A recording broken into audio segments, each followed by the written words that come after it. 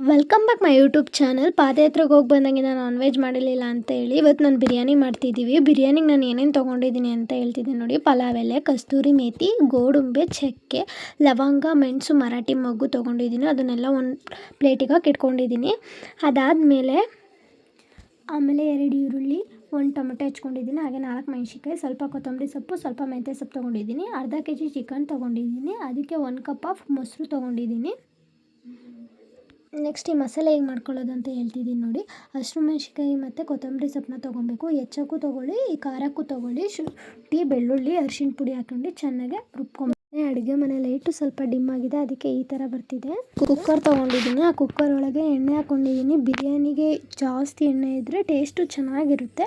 ಹಾಗಾಗಿ ಎಣ್ಣೆ ಸ್ವಲ್ಪ ಜಾಸ್ತಿನೇ ಹಾಕ್ಕೊಳ್ಳಿ. ಎಣ್ಣೆ ಎಲ್ಲ ಕುದ್ದಾದ್ಮೇಲೆ ಪಲಾವ್ ಎಲೆ, ಏನೇನು ಮಸಾಲೆ ಇಟ್ಕೊಂಡಿದ್ದೀನಿ ಅದೆಲ್ಲ ಹಾಕ್ಕೊಬೇಕು. ಚೆನ್ನಾಗಿ ಫ್ರೈ ಮಾಡ್ಕೊಬೇಕು.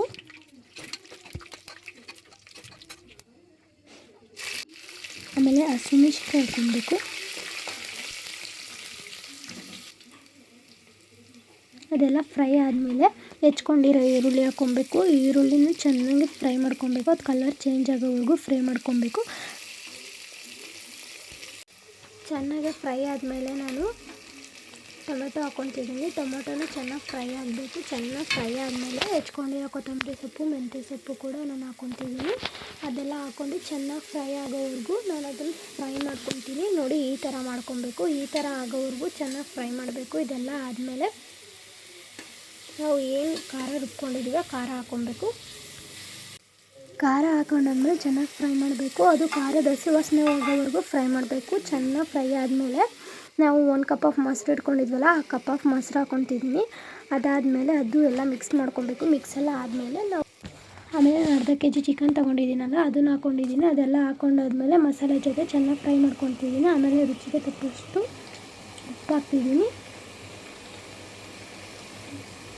ಈ ಥರ ಲೈಟಾಗಿ ಬಬ್ಬಲ್ ಬರೋವರೆಗೂ ಫ್ರೈ ಮಾಡ್ಕೋಬೇಕು. ಫ್ರೈ ಎಲ್ಲ ಮಾಡಾದಮೇಲೆ ನಾನು 1/2 kg ಅಕ್ಕಿ ತೊಗೊಂಡಿದ್ದೀನಲ್ವ, ಅದು ನಾರ್ಮಲ್ ಗ್ಲಾಸಲ್ಲಿ 2 ಕಪ್ ಆಫ್ ಆಗುತ್ತೆ. ಹಾಗಾಗಿ ನಾನು 2 ಕಪ್ ಆಫ್ ರೈಸ್ ಹಾಕ್ಕೊತಿದ್ದೀನಿ. ರೈಸ್ ಎಲ್ಲ ಚೆನ್ನಾಗಿ ಮಿಕ್ಸ್ ಮಾಡಾದಮೇಲೆ 2 ಕಪ್ ಆಫ್ ರೈಸಿಗೆ 4 ಲೋಟ ನೀರು ಹಾಕ್ತಿದ್ದೀನಿ.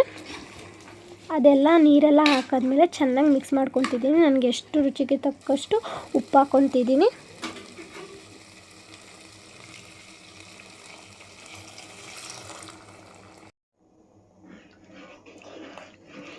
ಆಮೇಲೆ ಚೆನ್ನಾಗಿ ಮಿಕ್ಸ್ ಮಾಡ್ಕೊಬೇಕು. ಅದೆಲ್ಲ ಮಿಕ್ಸ್ ಮಾಡ್ಕೊಂಡಾದ್ಮೇಲೆ ನೆಕ್ಸ್ಟ್ ನಾನು ಕುಕ್ಕರ್ ಮುಚ್ಚಳ ಹಾಕ್ಬಿಟ್ಟು ಮುಚ್ಚಬೇಕು. ಕುಕ್ಕರ್ ಮುಚ್ಚಳ ಹಾಕಾದ್ಮೇಲೆ 2 ವಿಷಲ್ಸ್ ಹಾಕಬೇಕು. 2 ವಿಷಲ್ಸ್ ಆದಮೇಲೆ ಹೇಗೆ ಬಂತು ಅಂತ ನೋಡಿ ಫ್ರೆಂಡ್ಸ್. ಹಿಂಗೆ ನೀವು ಒಂದ್ಸಲ ಟ್ರೈ ಮಾಡಿ ನೋಡಿ.